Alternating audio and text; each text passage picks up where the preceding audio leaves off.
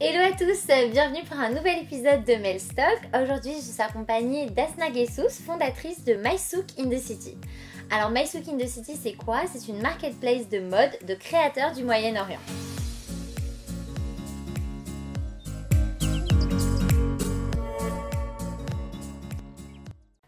Donc, écoute, merci beaucoup Asna d'être avec moi aujourd'hui à Station F. Merci à toi pour l'invitation.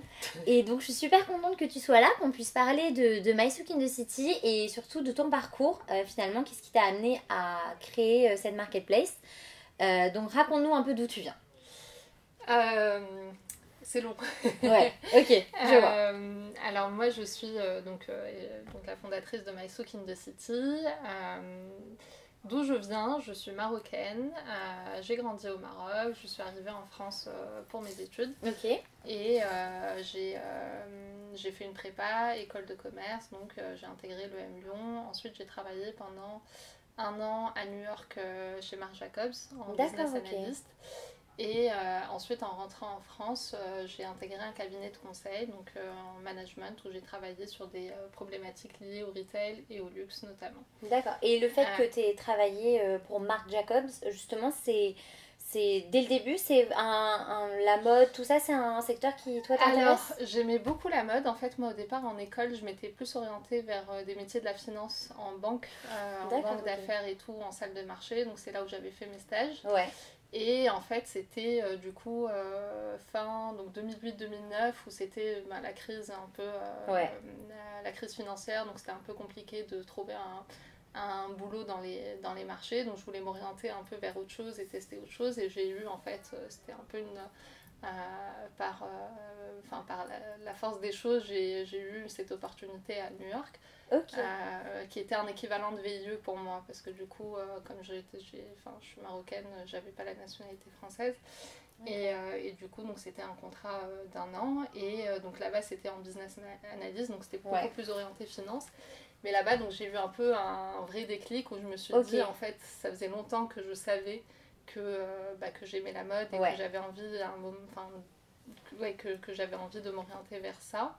Mais en même temps, je m'étais spécialisée en finance et du coup, en faisant ce stage, je me suis dit, en fait, j'aime le produit, c'est ce que j'ai envie de faire, donc j'ai envie de m'orienter vers ça. Sauf que ça a été compliqué en rentrant en France de passer de la finance vers du marketing ou vers des choses comme ça, à moins de faire une nouvelle formation et tout. Donc comment finalement, je me suis orientée vers le conseil. Donc il reste quand même un peu plus large et tu peux un peu faire des missions. Et donc grâce à mon expérience chez Marc Jacobs, j'ai pu avoir des missions beaucoup plus orientées vers le retail en fait. D'accord. Et comment t'en es arrivée justement à lancer ta marketplace?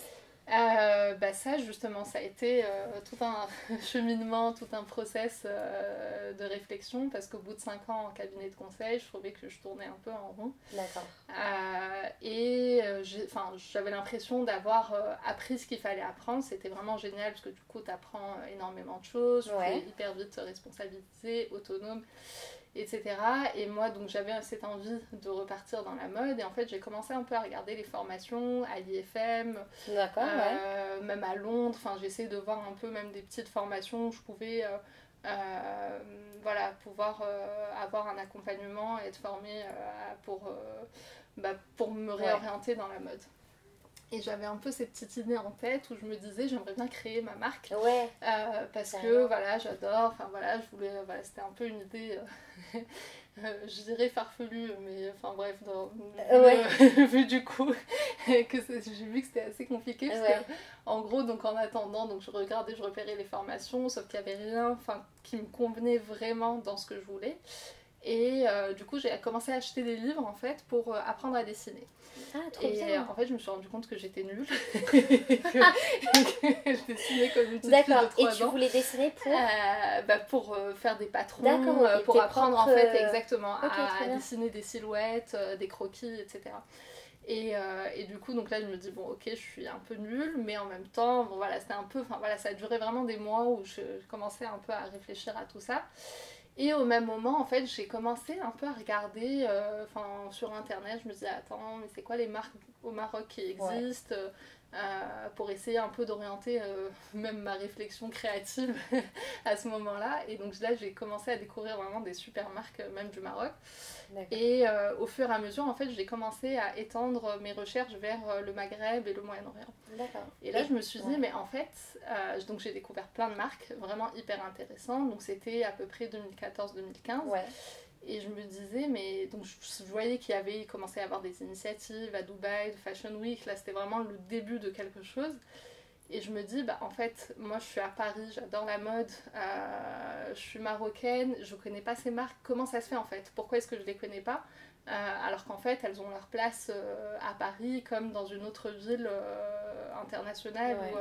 Et du coup, je me suis dit, bah pourquoi au lieu de commencer par lancer une marque alors que voilà là-dessus il y avait vraiment tout à apprendre sur le côté créatif en tout cas, pourquoi ne pas lancer plutôt une plateforme qui permettrait de rendre ces marques-là visibles en Europe, en France et en Europe. C'est un peu c'est comme ça que ça a commencé.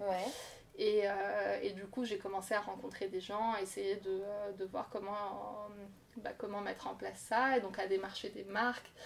Et en démarchant les marques, j'ai vu qu'elles avaient envie d'être à Paris, d'être présentes, et qu'elles étaient hyper réceptives à ce genre d'initiative. Donc c'est un peu parti comme ça. Donc c'était au fur et à mesure. Et c'est comme ça que je me suis lancée en fait. J'ai lancé My Souk in the City, j'avais participé à un startup week-end. J'avais testé le nom aussi parce que c'était un peu. Parce que My Souk in the City, au final, t'es arrivé un peu comme ça quoi sur. Ouais, c'est c'était un peu. Ok, d'accord. Mais moi j'adore. C'était un peu l'inspiration d'un soir. J'ai eu ce nom en tête, je l'ai noté sur mon téléphone. Et du coup, j'ai appelé mon projet My Souk in the City pendant le Startup Weekend. Et du coup, je voyais que les gens, même si le nom était un peu long, ça leur. Exactement, ça faisait appel à quelque chose dans leur esprit. Et du coup, les gens le retiennent assez vite. Et voilà, donc c'est comme ça que le nom, du coup, j'ai gardé le nom. Ensuite, j'ai commencé à travailler sur toute l'identité. Voilà. Et du coup, tu dirais que c'est un peu quoi l'identité de My Souk in the City? C'est aussi une identité qui, toi, te reflète ou pas? Je pense que finalement oui, parce que ça reste quand même des marques, de la sélection des marques, des produits, c'est moi qui l'ai faite depuis le lancement. D'accord. Et après l'identité, oui, je dirais c'est moi, parce que ça représente en fait ces marques-là qui sont un peu comme moi, qui sont des gens qui viennent de cette région-là, qui ont reçu une éducation hyper ouverte et occidentale, et en même temps très ancrée aussi dans dans notre propre héritage, dans notre propre culture. Et c'est exactement ça en fait qui représente mes marques, qui me représente moi. Et toi, c'est important justement pour toi de mettre en avant cet héritage au travers de la marque, le fait que tu sois...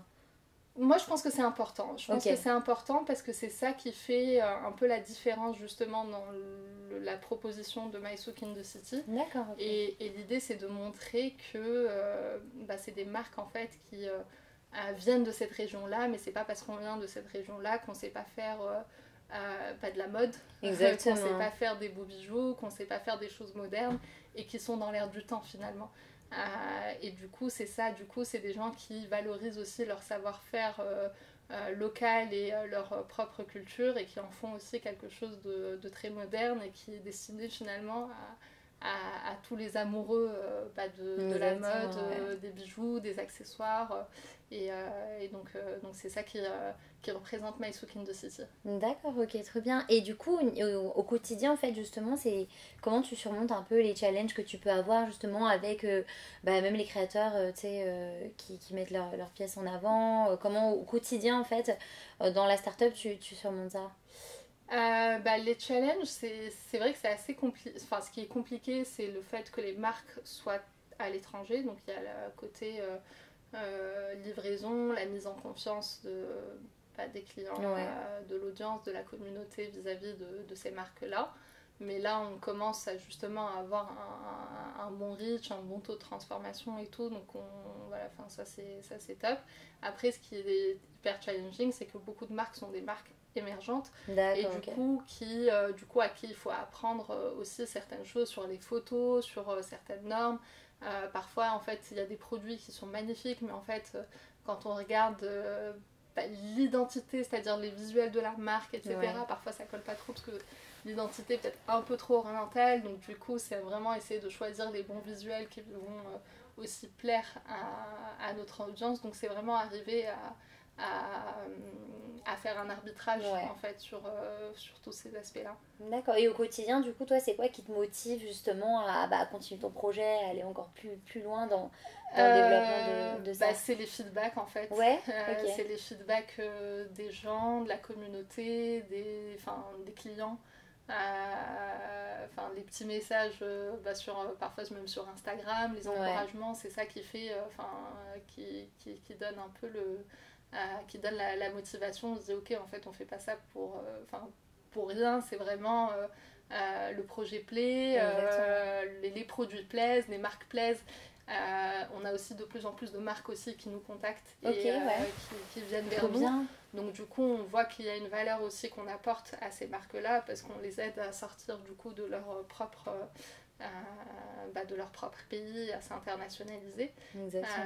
Et c'est ça que je trouve génial. Carrément. Et du coup pour toi en fait du coup c'est hyper porteur de sens en fait ce que tu as lancé et comment tu vis au quotidien en tant qu'entrepreneur quoi. Ouais, complètement parce que du coup on contribue en fait à quelque chose, à véhiculer une image positive aussi. Et on aide ces marques sur leurs problématiques aussi à l'international. Exactement. Et du coup Asna, si tu devais nous raconter une petite anecdote là dans toute l'histoire de MySook in the City, une anecdote qui t'a marqué toi, ça serait quoi que tu as envie de partager avec nous là? Alors là, une anecdote, je pense que un truc qui t'a hyper restrictif. Après ce serait même le début, quand je suis partie avec ma soeur du coup qui m'a rejoint sur le projet. On est parti à Beyrouth ensemble. On avait commencé à démarcher, rencontrer les premières marques et c'est vrai que c'était assez drôle parce que t'arrives en fait à des rendez-vous, toi en fait t'as rien, t'as pas de site, t'as un projet et t'as juste des maquettes de sites que tu veux vendre, tu veux montrer aux marques. Et en fait, tu fais tout comme si t'avais déjà, tu vois, genre tout était en place. Exactement, c'est le fake it until you make it. Exactement, complètement. Et c'est vrai que ça, c'était hyper drôle. Et je pense que même l'expérience en conseil, parce que finalement, en conseil, quand t'es junior, on te lance chez le client et tu dois faire comme si tu savais tout. Exactement.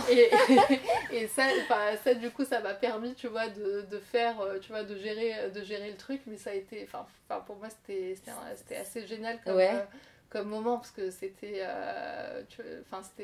vraiment marrant et du coup au Liban d'ailleurs c'était assez marrant parce que on avait eu une coupure d'électricité dans le Airbnb pendant 3 ou 4 jours on n'avait pas d'électricité le soir.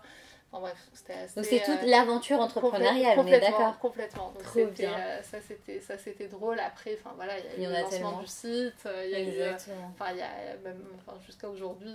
Exactement. tous les jours une anecdote. Et du coup, si tu avais un conseil à donner aux personnes qui nous regardent pour se lancer, ou un conseil en tout cas, ce serait lequel? Moi je dirais qu'il faut pas avoir peur de se lancer et pas se dire qu'en fait quand on va se lancer ou quand on pense à un projet, en fait quand on a en tête un projet, on a l'impression que c'est une montagne qui nous attend. Exactement. Et que tout est hyper compliqué à faire et au final c'est vraiment de l'aborder par petits bouts qui fait que on y va par étapes et ensuite ça devient ça devient facile et quand on regarde derrière nous on se dit ah ouais en fait exactement, donc step by step exactement, c'est d'y aller par étapes et de pas avoir peur. Ok, trop bien. En tout cas merci beaucoup Asna d'avoir partagé ton histoire avec nous. Merci à toi. Et on mettra pour les personnes qui veulent connaître un peu plus sur MySook in the City, on mettra le lien vers le site internet et la page Instagram pour que vous puissiez donc suivre cette belle histoire. Merci à vous et rendez-vous au prochain épisode de Melstock.